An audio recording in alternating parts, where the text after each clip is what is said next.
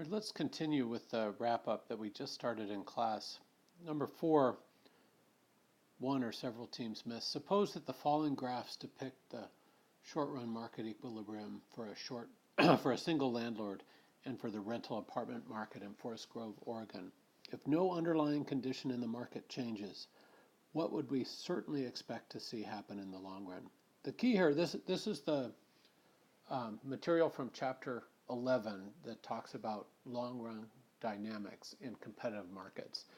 And the key to understanding this problem is that economic profits greater than zero economic profits that means firms are doing better in this sector than anywhere else in the economy, and at least certainly better than their next best opportunity. And what's going to happen in the long run in a competitive industry, because there's no barriers to entry, some firms that see that, hey, people in owning rental apartments in Forest Grove are doing better than people elsewhere. Hey, we need to get into that market and make some money. You see it actually happening all over Forest Grove, even in Portland. The rents have been really high the last couple of years.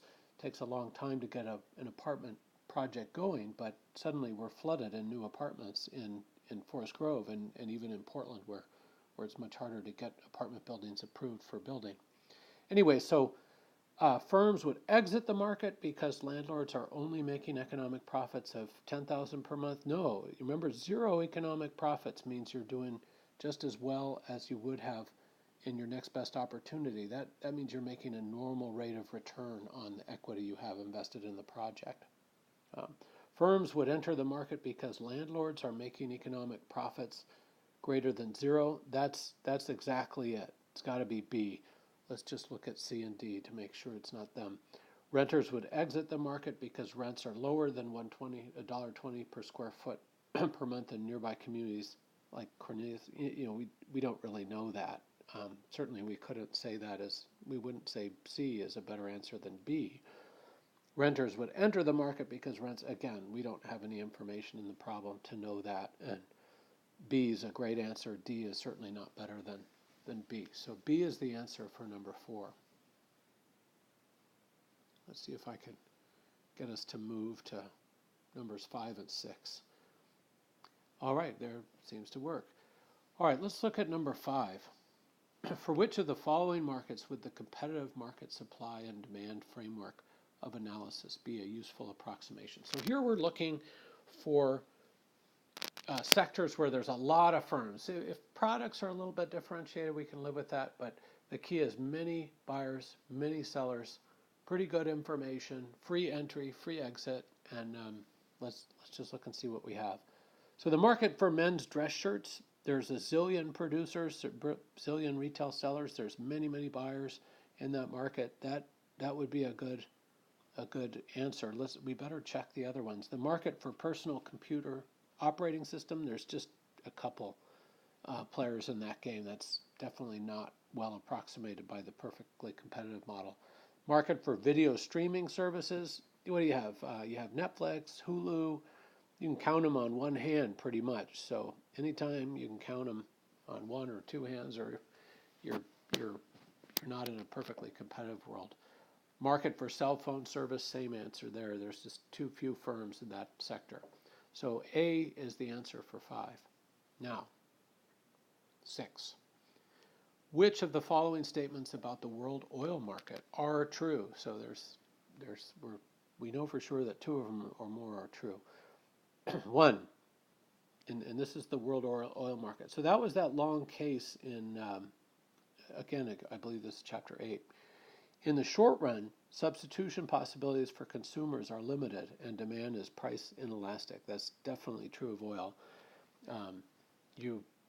Most of us live a certain distance from work, and if we're commuting by car, very seldom in the United States is there a public transportation alternative to driving the car. For some people there is, but for many people there's not. If we have a gas oil burning furnace, we're sort of stuck with that until the furnace breaks and we change.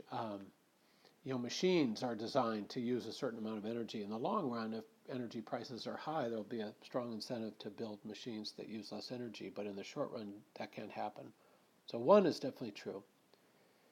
2, let's check out 2. In the short run, the ability to look for new oil deposits and drill new wells is limited. So supply is price inelastic as well. And that's certainly true. Certainly true historically. There's a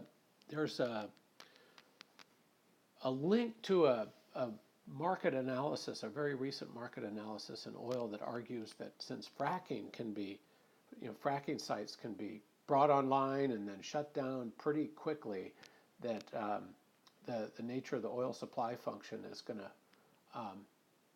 see a more elastic supply function, and that will be a departure from what has been true. The oil rigs out in the Gulf of Mexico and elsewhere, they take a long time to develop and drill, and then once you got them drilled, they pump oil. It's pretty difficult and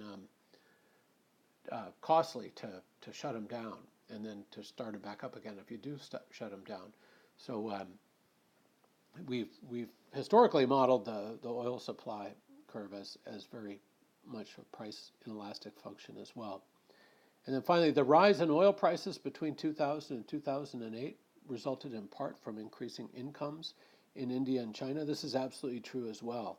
People were getting richer very fast in both countries, certainly by historical standards, and that can explain a big part of the world oil price rise. Remember, in India and China, there's about 2.5 billion people out of the 7 billion people on the planet. So that's a lot of new people with money to spend on things like cars and moving around, or even when they buy goods and services, more goods and services. Those producing those goods and services needs energy, and most of that comes from oil. Well, a lot of it comes from oil. Leave it at that. So, A, 1, 2, and 3 is the right answer there. That's enough for this video. We'll do problem 7 through 10 in later video or videos.